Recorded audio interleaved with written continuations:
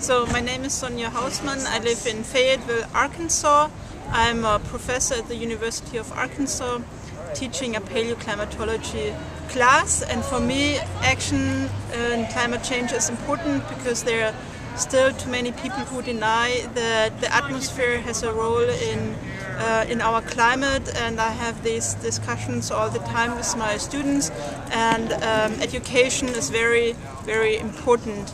And also there are I'm teaching classes that are required by engineers and recreation students, and these people have a lot of impact on how our society performs in terms of carbon emissions, and education is important.